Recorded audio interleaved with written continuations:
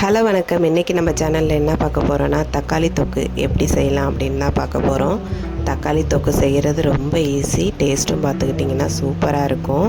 இது சாதத்து கூட இட்லி, தோசை, சப்பாத்தி, பூரி எல்லாத்துக்குமே சூப்பராக இருக்கும். இன்றைக்கி நாங்கள் இதை சப்பாத்திக்கு தான் ரெடி பண்ணியிருக்கோம்.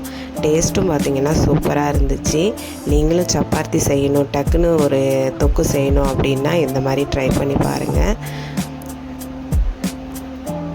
இதுக்கு நான் எடுத்துருக்கிறது ஒரு 6 தக்காளி எடுத்திருக்கேன். அது எந்த அளவுக்கு சின்ன சின்னதாக கட் பண்ணி வச்சுருக்கேன். 2 வெங்காயம் சின்ன சின்னதாக கட் பண்ணி வச்சுருக்கேன். பச்சை மிளகாய் தான் இதுக்கு தேவைப்படும். அடுப்பில் வானல் சூடானதும் அதில் கொஞ்சமாக எண்ணெய் சேர்த்துக்கிட்டு கடுகு, வெள்ளை உளுத்தம் பருப்பு, ஒரு கொத்து கருவேப்பிலை, காரத்துக்கு தகுந்த மாதிரி பச்சை மிளகாய் சேர்த்துக்கோங்க.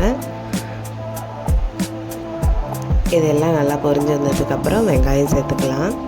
வெங்காயம் நல்லா ஓரளவு நல்லா வதங்கி வரணும்.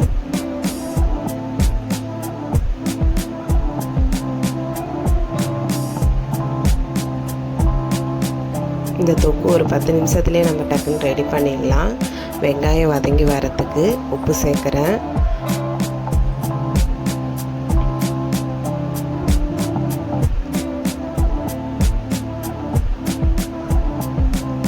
இந்த அளவுக்கு நல்லா வதங்கி வந்ததுக்கப்புறம் இது கூட கட் பண்ணி வச்சுருக்கிற தக்காளியை சேர்த்துக்கலாம். நீங்கள் தக்காளியை மிக்சியில் அடிச்சுட்டு கூட சேர்த்துக்கலாம், இல்லைனாலும் இதை மாதிரி சேர்த்துக்கலாம்.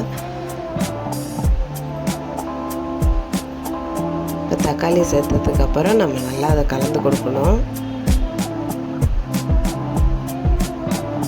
இந்த தண்ணி எதுவும் சேர்க்க போகிறதில்ல, தக்காளியே நிறைய தண்ணி விடும். அதனால் அதே தண்ணியிலே நம்ம செஞ்சிட வேண்டியதான். தண்ணி தனியாக சேர்க்கணுன்னு அவசியம் இல்லை.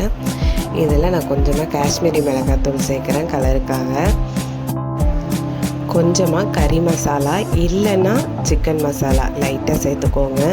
கொஞ்சம் டேஸ்ட்டு டிஃப்ரெண்ட்டாக இருக்கும். அதனால தான் தனி மிளகாத்தூள் நான் கொஞ்சமாக சேர்த்துருக்கேன். ஏன்னா நம்ம ஆல்ரெடி பச்சை மிளகாய் சேர்த்துருக்கோம், அதுவே கொஞ்சம் காரமாக இருக்கும். அதனால் பார்த்து சேர்த்துக்கணும். மிளகாத்தூள் சேர்க்குறப்ப ஒரு 1/2 ஸ்பூன் அளவுக்கு மஞ்சள் தூள் சேர்த்துட்டு நல்லா இதை மாதிரி பரட்டி விட்டுற வேண்டியதான். இப்போ பாருங்கள், தக்காளிலாம் நல்லா குழஞ்சி தொக்கு சூப்பராக ரெடியாகி வந்துட்டுருக்கு. இது செய்கிறது ரொம்ப ஈஸி தான், ஆனால் டேஸ்ட்டு பார்த்துக்கிட்டிங்கன்னா அவ்வளோ சூப்பராக இருக்கும்.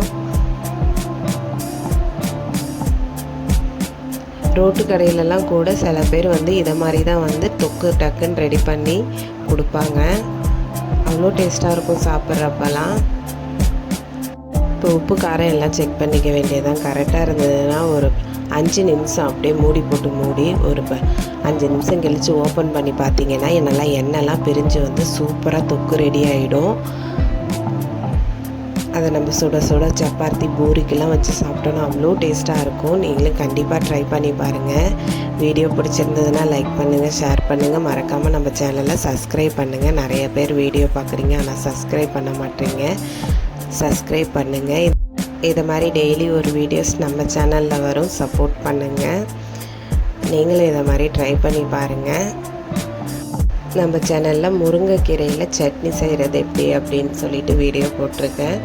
நல்ல வியூஸ் போயிருக்கு. செக் பண்ணி பாருங்கள் வேணுங்கிறவங்க. அவ்வளோதான் ஃப்ரெண்ட்ஸ். தேங்க்யூ. இன்னொரு வீடியோவில் பார்க்கலாம்.